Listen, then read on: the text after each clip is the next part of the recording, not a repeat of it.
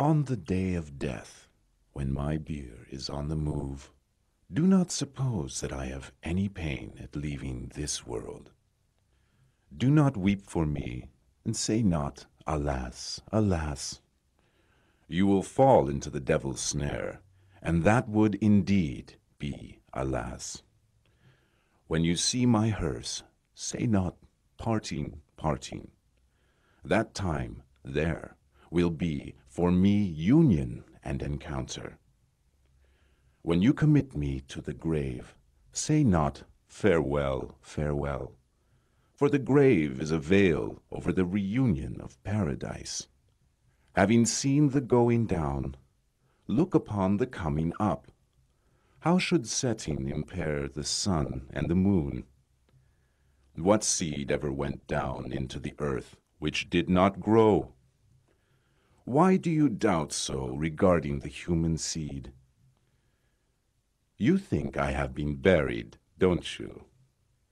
The 7 heavens are under my foot.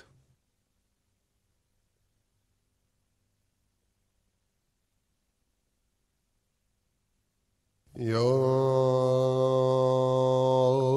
Hazreti Mevlana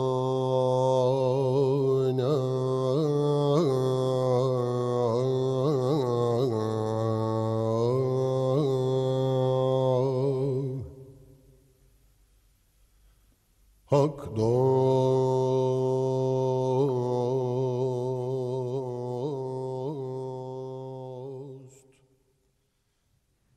The great Muslim Sufi, Mevlana Dželaludin Rumi, was born on September 30th, 1207 in Balkh. His father, Bahauddin Valad, was one of the most knowledgeable men of his time, famous scholar and man of religion. He was known throughout the Islamic world as the Sultan of the religious scholars, or the master scholar.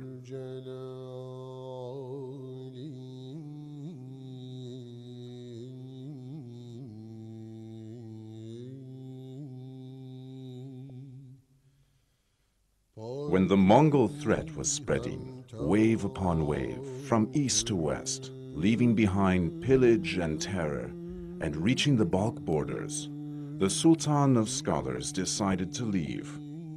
In 1220, with a small caravan comprised of his family and students, he began a long journey that would last 8 years. The caravan's first stop was Nishapur. Later, leaving Nishapur, they first went to Baghdad, and then to Mecca by means of the Kufa road. Making Hajj, they continued to Medina, Jerusalem, and Damascus before reaching the borders of Anatolia. The journey was endless. They traveled to Aleppo, Malatya, Erzincan, Sivas, Kayseri, and Niğde before arriving in Karaman. While staying in Karaman, the family was shaken by the loss of Jalaluddin's mother, Mumine Hatun, and his older brother, Alaeddin. Jalaluddin married Gever Hatun there, and their children, Sultan Valad and Alaeddin Jalabi, were born in that city. When they left Karaman in 1228 and arrived in Konya, the great Selçuk capital and one of the most important centers of science and art and thought in the Middle Ages, they left behind a very long journey of 8 years.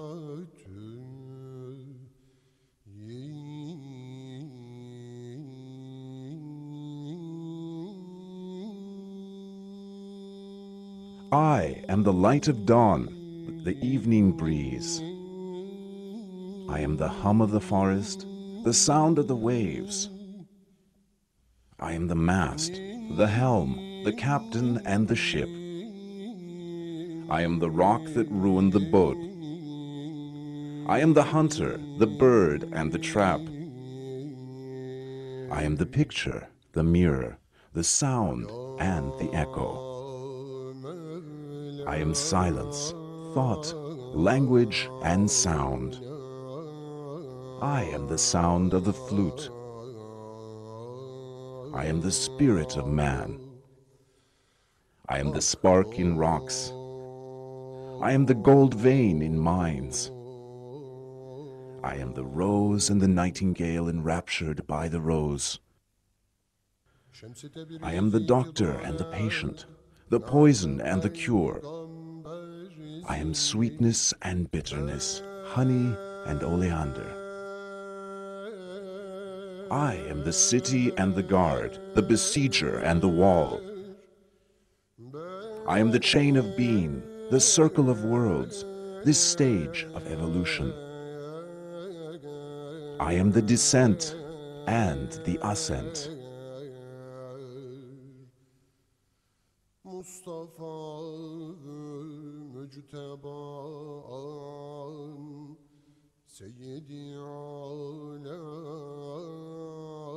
This long journey by his father's side was a perfect time of training for Mevlana Dželaludin.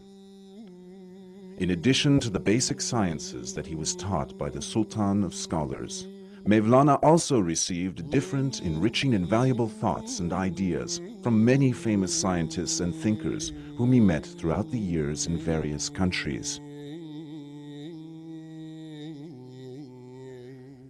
These were to become the foundation of the essential components of Rumi's teaching, tolerance and love for mankind.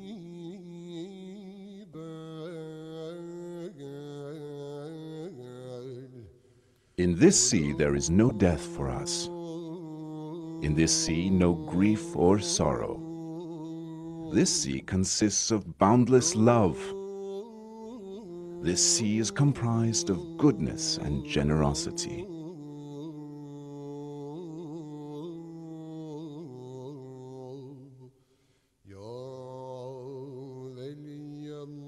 Two years after they settled in Konya, Dželaludin's father Bahauddin Valad died. Mevlana's having come to Konya at a young age, he's not leaving there except for a few short trips. The formation of Dželaludin's character in that city and his fame spreading from there all resulted in his being called Rumi, a name by which he is known throughout the world.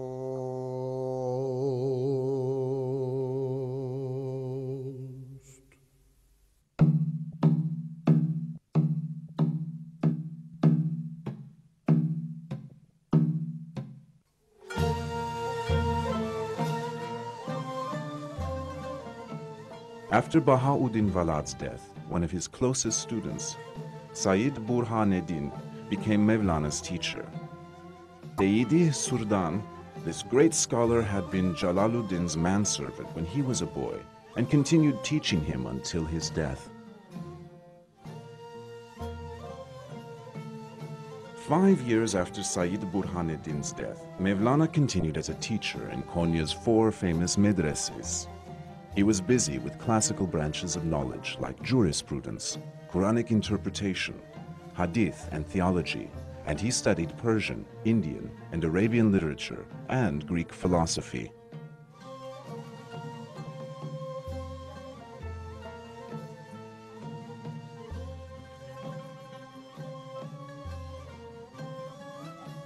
In the month of November 1244, when Rumi was returning with his attendants from the medrese to his home, a dervish who grabbed the harness of his horse and began asking him questions would change Mevlana's life.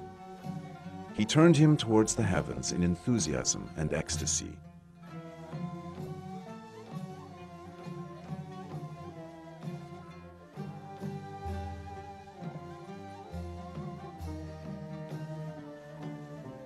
Known as Shamsi Tabriz, this 60-year-old dervish and Rumi began a relationship of murid-murshid, or follower-guide, that continued for 3 years, at which time Shams suddenly disappeared one day.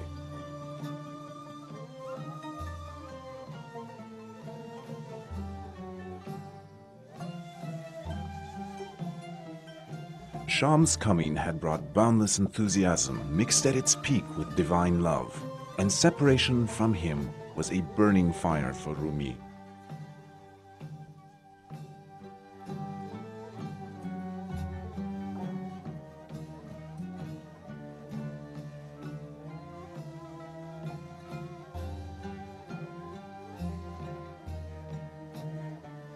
I swear to the eternal, all-living, all-knowing, all-powerful, ever-existent God, that his light kindled the candle of love, and thus hundreds of thousands of mysteries became clear. With just one command, all these realms filled with love, lovers, judges, and the condemned. By means of magic, Shamsi Tabriz was hidden in the treasures of this strange world. From the moment he began his journey, I have remained far from all sweet things. Like a candle, I burned all night long. Deprived of beauty, my being has become devastated, and my spirit has become an owl living in the ruins.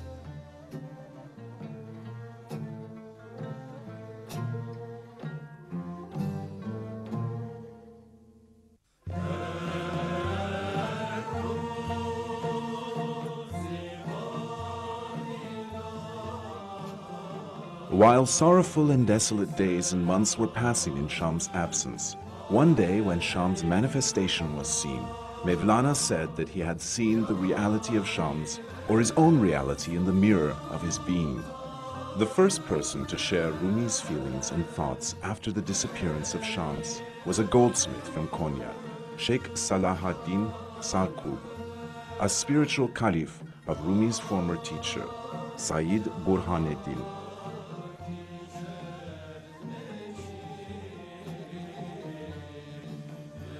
In the summer of 1258, Sheikh Salahuddin Sarkub became ill and died. He was buried beside Mevlana's father, the Sultan of Scholars. After soaring beyond the peaks of divine love with Shams, and passing from the realm of ecstasy and rapture to the world of self-composure with the help of Salahuddin, Rumi appointed Celebi Husameddin as Khalif. It was Celebi's duty to spread the perfection of a man who had lived and made a revolution and evolved to perfection, and to illuminate the world with the light of his sun.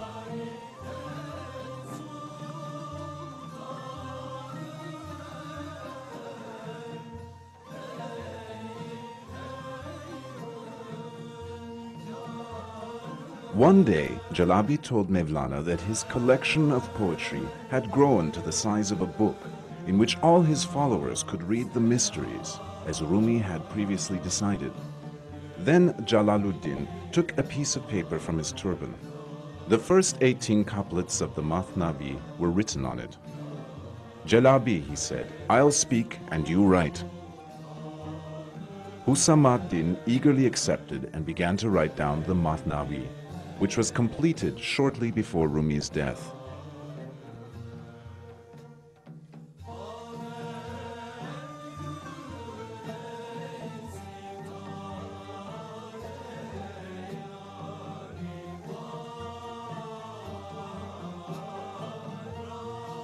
Dervishes fall into ecstasy and begin to whirl in order that their yearning for God may increase, that their love of the hereafter may grow, and their love of this world disperse, and that their hearts may feel estranged from the world.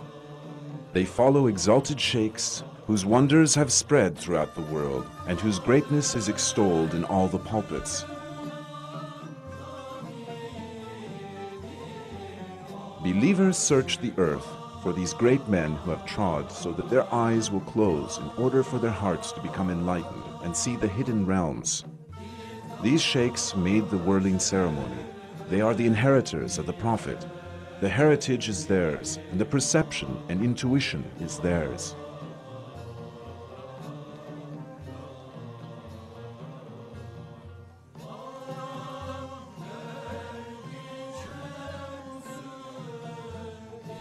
Some scholars have forbidden the whirling. Some have found it acceptable.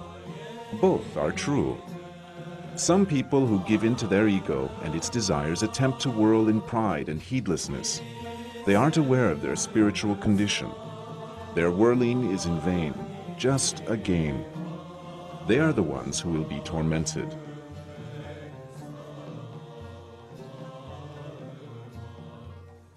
Coming to the whirling of sheikhs and lovers of God, they are cleansed of useless things and games. In fact, their whirling is loftier than many other acts, because works are judged by their intentions.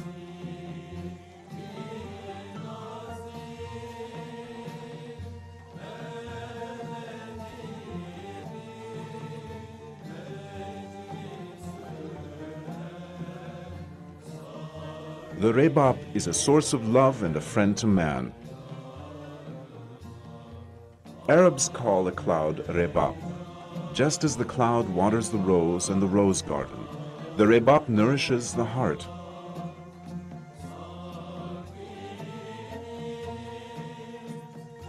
When air is blown on a fire, the flame increases. If you blow on the ground, only the dust will rise. The rebab is a clear call. It calls man to the sultan's presence and waits. Lovers open their knots with difficulty. When no obstacles remain in love, it becomes like water, neither sweet nor cool. With the sound of its voice, hearts gather around only one important thing and focus on just one task. The voice of God saves man from disbursement. Don't speak much about love to those who are restricted to the body. Their assignment is only fear, hope, merit, and sin.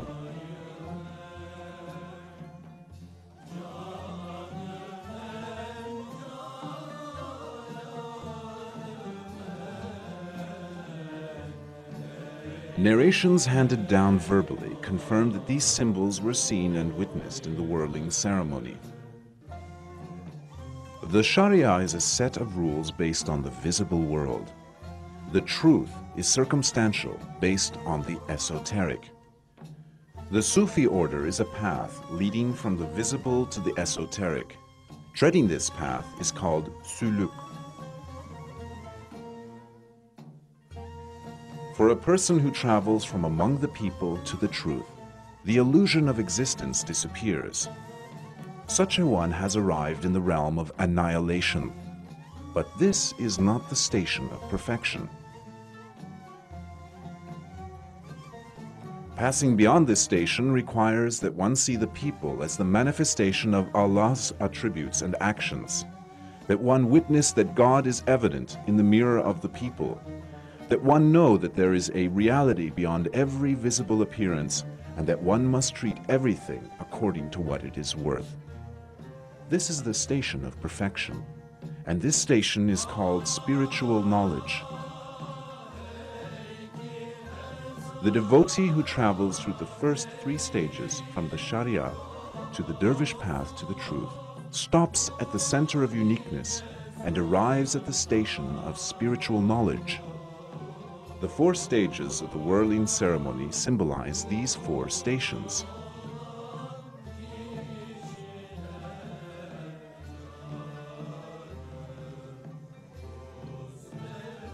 While turning around and around and repeating the name of majesty, the devotee contemplates and reflects the meaning of the Quranic verse. No matter where you turn, you will turn towards the face of God.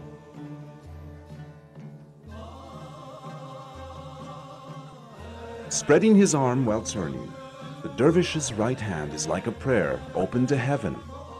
His left hand hangs down. This means we receive from Allah and give to the people. We appropriate nothing for ourselves. We don't exist. We are nothing but a shape that exists as an apparent means.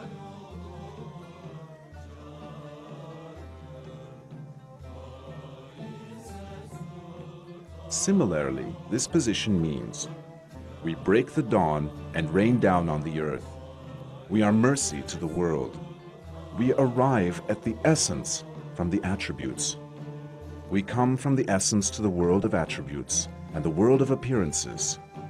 We disappeared in the light of Muhammad, a mercy to the worlds.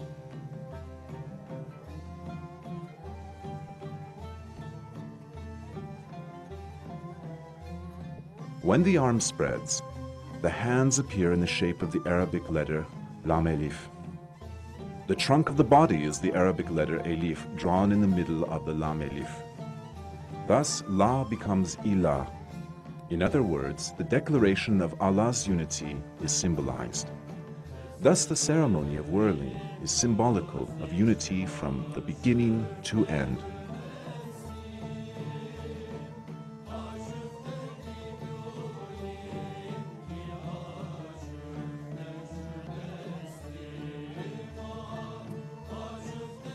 Since all creatures will be raised from the dead when the trumpet is blown, they will wake up with pleasure to the melody of the trumpet and jump up. Those who are frozen and don't respond to the music's effect, they are worse than the dead. They are hopeless.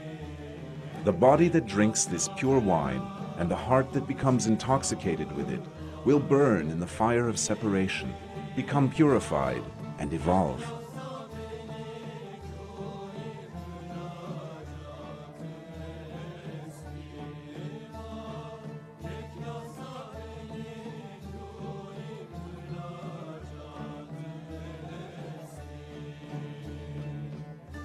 Come, you are the soul of the whirling dance.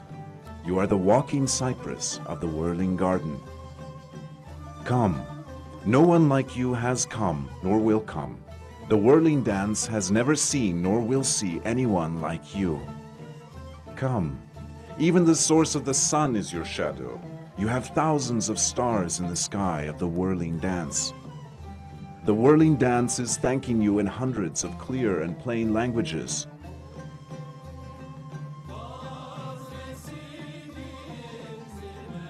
When you begin the whirling dance, you leave the two worlds behind. This realm of whirling is beyond the two worlds.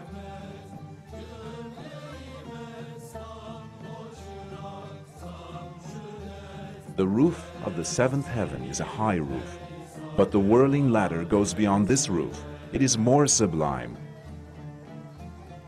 Put your foot on whatever is other than it. Stamp your foot and smash it.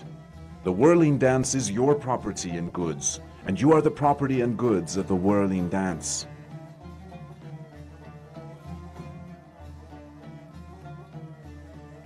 What can I do if love embraces me? While whirling, I embrace it and press it to my bosom. When the atoms are filled with the rays of the sun, they all join the whirling silently and dance.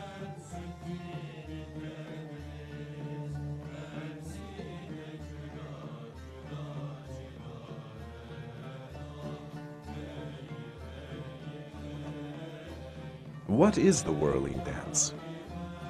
A salute to the mysteries of the heart, strange heart. It becomes vigorous and content when their letters arrive.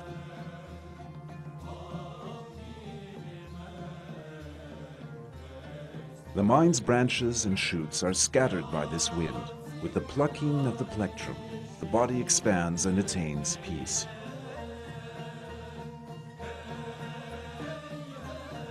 When the sound of the tambourine is heard, the soul takes a handful of arrows and begins throwing them at the body. In the body, a strange and new sweetness appears. Even a sweet taste comes from the flute to the lips of the flute player.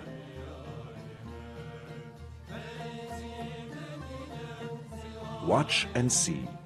Now 1,000 scorpions of sorrow have died. Thousands of joyful moments turn constantly without wine cups.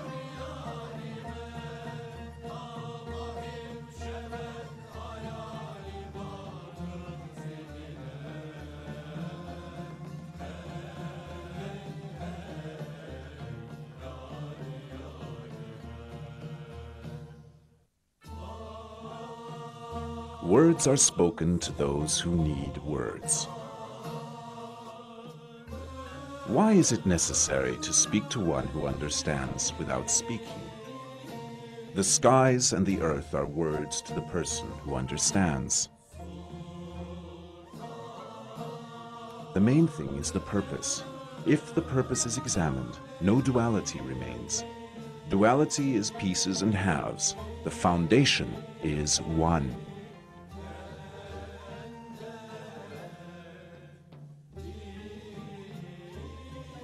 An elephant was taken to a waterhole to drink. The elephant saw itself in the water, and thinking it was another elephant, it became frightened.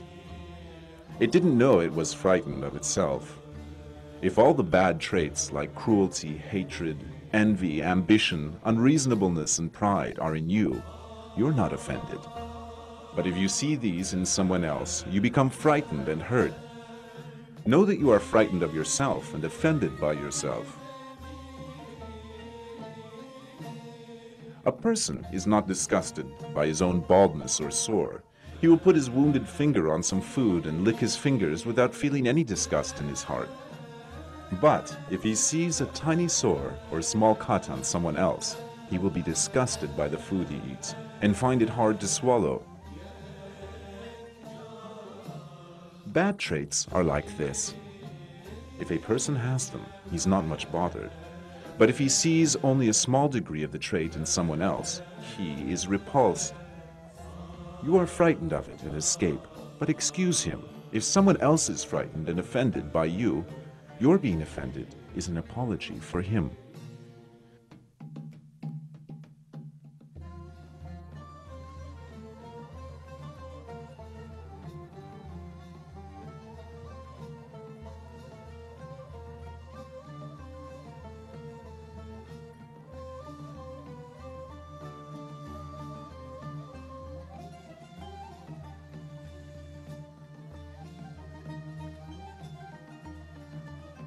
You are the Mecca for souls. Let me circumambulate around you. I am not a raven that I should fly around ruins. I have no other trade, no other preoccupations. It is my trade to revolve like the skies. That's my preoccupation.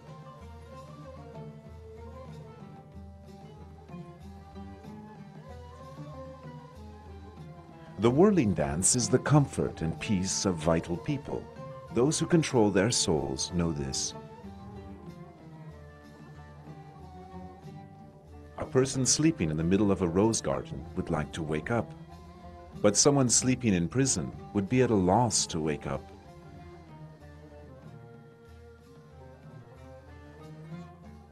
Regarding the person who doesn't see his own treasure or the moon, to such a person of what use is the whirling dance?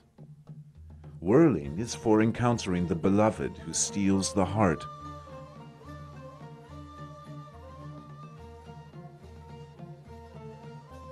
There is turning in this world and the other for those whose faces are turned towards the Qibla, especially for those who enter the dance circle and whirl with the Kaaba in the center.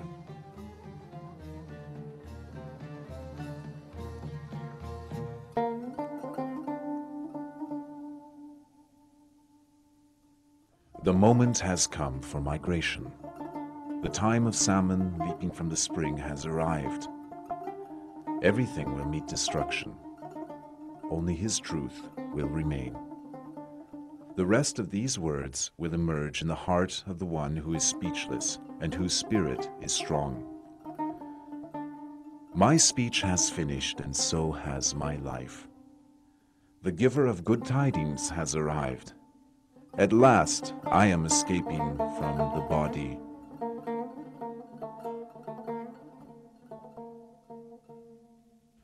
As the sun sets on December 17th, 1273, Mevlana Dželaludin Rumi closed his eyes for the last time in Konya, where he had come 44 years earlier. The coffin carried above the heads of those in the funeral procession was buried in the ground next to the graves of his father, the Sultan of Scholars, and Salah ad-Din Zarqub.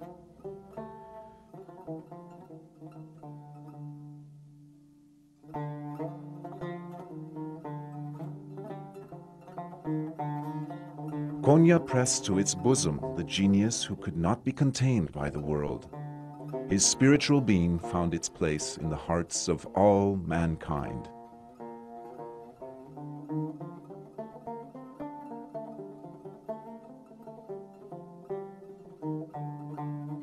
After my death, don't look for my grave in the ground. I am buried in the hearts of the wise. As long as I am alive, I am the slave, the servant of the Quran. I am dust on the path of Muhammad Mustafa. Whoever relates my words differently to another, I am absolved of him and those words.